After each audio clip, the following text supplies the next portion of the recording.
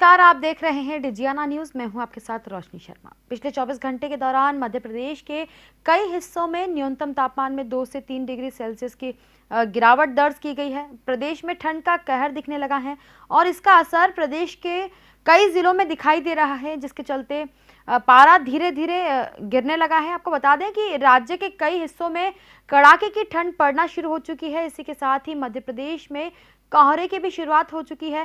ठंड के मौसम में बीमारियों की बात करें तो ठंड के मौसम में कई बीमारियां फैलती हैं। कई सर्दी जुकाम के अलावा जोड़ों का दर्द हो गया, इस तरह की कई बीमारियां ठंड के मौसम में फैलती है। लोगों को किस तरह से बचाव करना है, ठंड से किस तरह से बचाव करके रहना है, प्रशासन के क्या कुछ इंतजाम है ठंड को लेकर, इन सभी सवाल के जवाब जानेंगे हमारे संवाददाता प्रवीण सावंत जी से। प्रवीण जी, ठंड का मौसम है जो शुरू हो चुका है, प्रदेश में ठंड का कहर दिखने लगा है।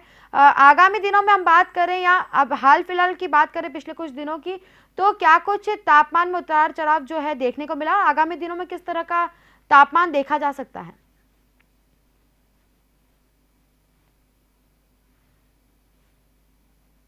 जी आई है 10 डिग्री सेल्सियस जो है वह तापमान पहुंच गया है। ये इस सीजन का सबसे सर्द वाली रात थी। जो गुरुवार की रात जी थी वो सबसे सर्द रात कही जा सकती इस सीजन की। 10.1 डिग्री सेल्सियस जी तापमान था। लगातार अब जो है वो ठंड बढ़ेगी, क्योंकि उत्तर क्षेत्र में जो बर्फबारी हो रही है उसका असर हमारे यहाँ देखने को मिलेगा। मध्य प्रदेश के कम से कम 20 जी जिले ऐसे हैं जहां पर 10 डिग्री से कम तापमान रहा है। तो ये ठंड अपनी चमक दिखाना प्रारंभ की, और जिस तरीके से मौसम करवट लेता है वैसे ही बीमारियां भी जो है वो अपना अपना सीजन के मुताबिक जी करवट लेती है। इस समय जो है वो सर्दी, खांसी, जुकाम और बुखार के जो मरीज है वो तेजी से बढ़ते जा रहे हैं। क्या कुछ है, हमें किस तरह की सावधानियां बरतनी चाहिए, इस पर बात करने के लिए हमारे साथ मौजूद है डॉक्टर दीपक बंसल। सर, क्या पिछले कुछ दिनों से लगातार मरीजों की संख्या में आप वृद्धि देख रहे हैं? देखिए, जो हमारी आउट पेशेंट डिपार्टमेंट ओपीडी भी है उसमें लगातार सर्दी, खांसी, गले में दर्द, जुकाम के मरीजों की संख्या बढ़ती जा रही है। एक ही परिवार के कई सदस्य जो हैं वो सर्दी, खांसी, जुकाम, अपर रेस्पिरेटरी ट्रैक्ट इन्फेक्शन के बड़ी तादाद में आ रहे हैं।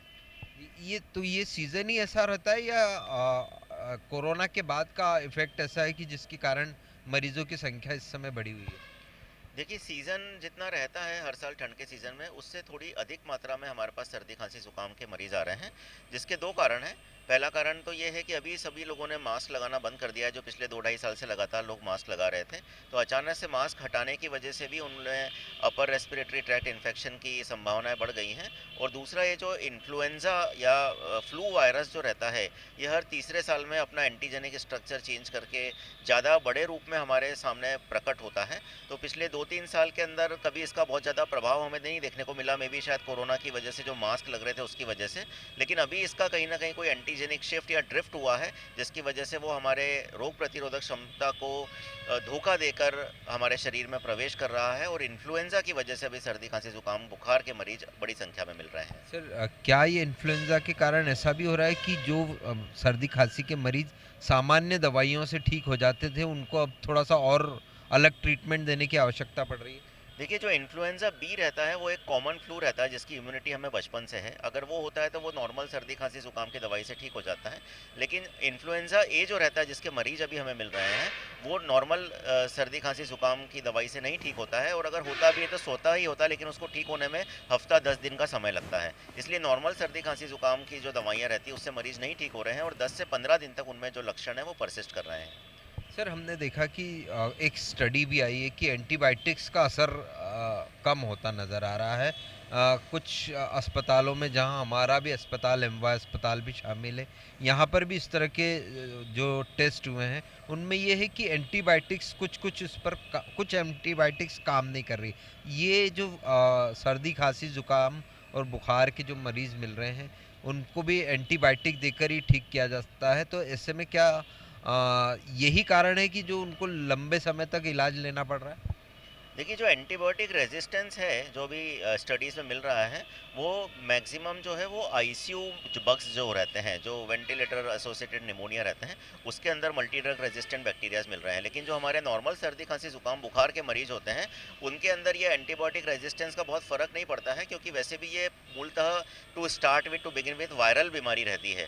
और टू बिगिन विद वायरल बीमारी में एंटीबायोटिक का कोई रोल नहीं रहता है, वो तो सेकेंडरी इन्फेक्शन को रोकने के लिए हम देते हैं। तो नॉर्मली एक भ्रांति है कि जो सर्दी खांसी जुकाम बुखार के मरीज हैं वो एंटीबायोटिक से ठीक होते हैं, और एंटीबायोटिक रेजिस्टेंस डेवलप होने की वजह से उनमें लक्षण लंबे समय तक मिल रहे हैं। ये बात गलत है, क्योंकि ये दवाई या तो एंटीवायरल से ठीक होती है, या फिर सिर्फ सिम्टोमेटिक मैनेजमेंट से या अपनी रोग प्रतिरोधक क्षमता से ठीक होती है। सर हम देख रहे हैं कि कोरोना पिछले 2-2.5 साल से था, लेकिन पिछले 3 माह से जो है वो एक स्टेबल स्थिति में आ गया इंदौर में। लेकिन चीन जहाँ से ये चालू हुआ था, वुहान से, वहाँ से अगर हम देखें तो वहाँ से ये लगातार बढ़ता जा रहा है। उनके जो उन्होंने अपने वो बनाए थे, रोकने के लिए प्रभावशाली कदम उठाए थे, उनमें भी ढील दी, जिसके बाद जो है वो उनकी संख्या और तेज़ी से बढ़ती जा रही। तो क्या इसको हम रिफ्लेक्ट के रूप में देख पाएंगे? देखिए, हमारी और चीन की कंडीशन को कहीं से कहीं तक हम कंपेयर नहीं कर सकते, क्योंकि हमारी गवर्नमेंट की जो कोविड कंट्रोल नीति है वो बहुत ही इफेक्टिव रही है, उसकी दुनिया भर में तारीफ की जा रही है।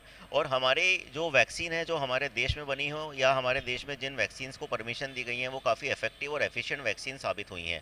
वहीं हम कंपेयर करें, चीन की जो वैक्सीन्स हैं वो इतनी अच्छे से एंटीबॉडी रिस्पॉन्स जनरेट नहीं कर पा रही हैं, और दूसरी उनकी जो एक ज़ीरो कोविड पॉलिसी है वो टोटल फेलियर होती है किसी भी तरह की महामारी के अंदर।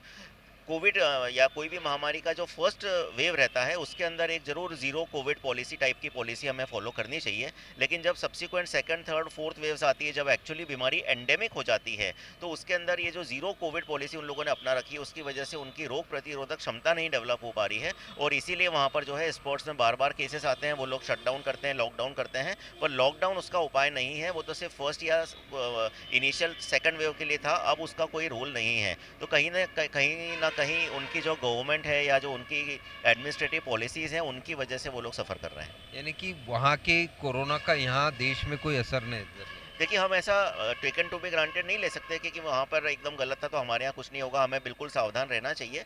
लेकिन डेफिनेटली वहाँ पर जो प्रॉब्लम है वो हमारे यहाँ रिफ्लेक्ट नहीं करेगी, इसकी पूरी पूरी संभावना है। फिर भी अभी ठंड के दिनों के अंदर जो हम कोविड सेफ या कोविड प्रिकॉशन बिहेवियर फॉलो करते थे, कि हम 2 गज की दूरी बनाएं, हम मास्क लगाएं, हम इंडोर गैदरिंग्स को अवॉइड करें, वो चीज़ इन्फ्लुएंजा में भी एप्लीकेबल होती है। तो चाहे वो कोविड वायरस हो, इन्फ्लुएंजा वायरस हो, हमें कोविड अप्रोप्रिएट प्रोटोकॉल का फॉलो करना चाहिए। सर जिस तरीके से अभी मरीज बढ़ रहे हैं, आपने कहा कि इन्फ्लुएंजा का भी असर हो सकता है, हमें बचाव के लिए किस तरह की क्या-क्या सावधानियां रखनी चाहिए?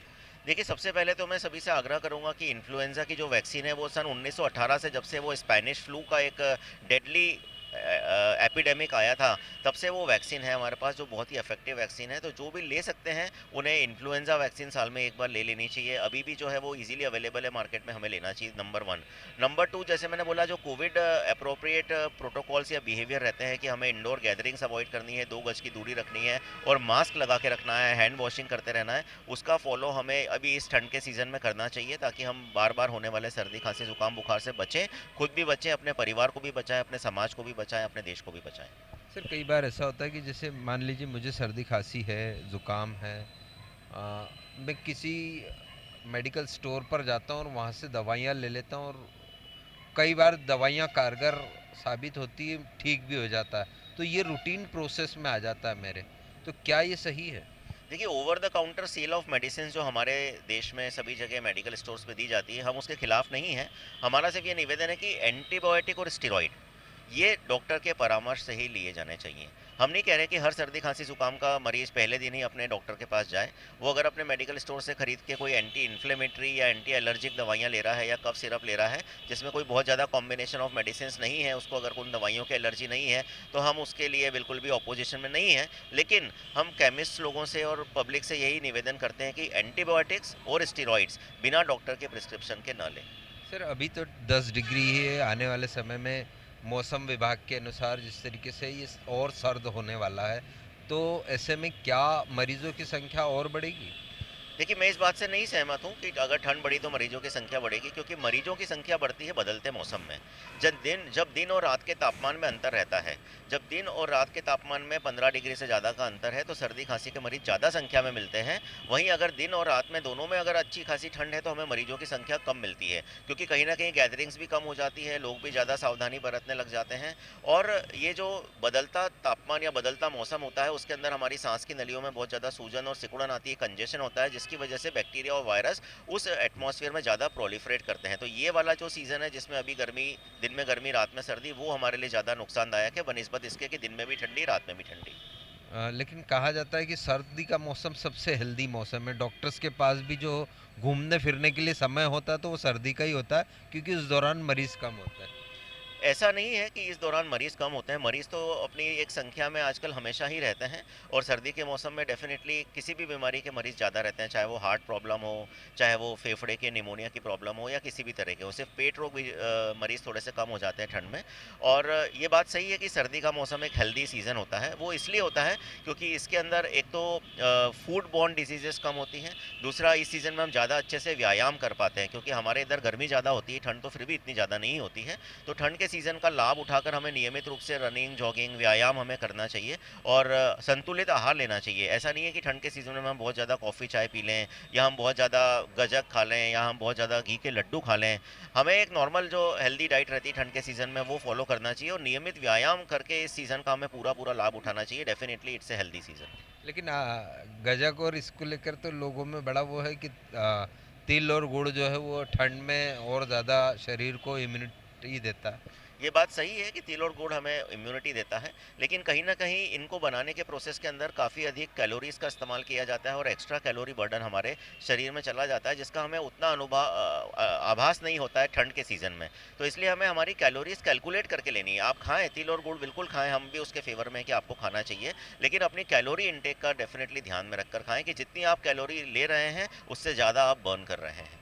जी, जी रोशनी कुछ आप जानना जी चाहती हैं? प्रवीण जी, जो सर्दी से जो बीमारियां होती है उससे बचने के उपाय तो अब आपने बताए, किस कौन कौन सी बीमारी होती है, क्या कुछ उपाय करनी है, लेकिन सर्दी से बचने के लिए क्या कुछ उपाय, क्योंकि अलाव की व्यवस्था हम देखें प्रशासन द्वारा जो अलाव की व्यवस्था की जाती है, वायु प्रदूषण लगातार जो बढ़ रहा है शहर में, इसको लेकर क्या रोक लगा दी गई है या प्रशासन द्वारा जो अलाव है उसकी व्यवस्था देखने को मिल रही है? हाँ, ये तो खैर इनसे विषय नहीं है, लेकिन हम ये ज़रूर चाहेंगे कि ये जो अभी हमारे यहाँ प्रदूषण, जो एयर क्वालिटी इंडेक्स लगातार बढ़ता जा रहा है, वो भी कोई एक कारण है सर्दी जुकाम के मरीजों का? देखिए, अपने शहर के अंदर डेफ़िनेटली जो पॉल्यूशन की स्थिति है, वो अन्य शहरों के मुकाबले ख़राब है, इसमें कोई दो राय नहीं है।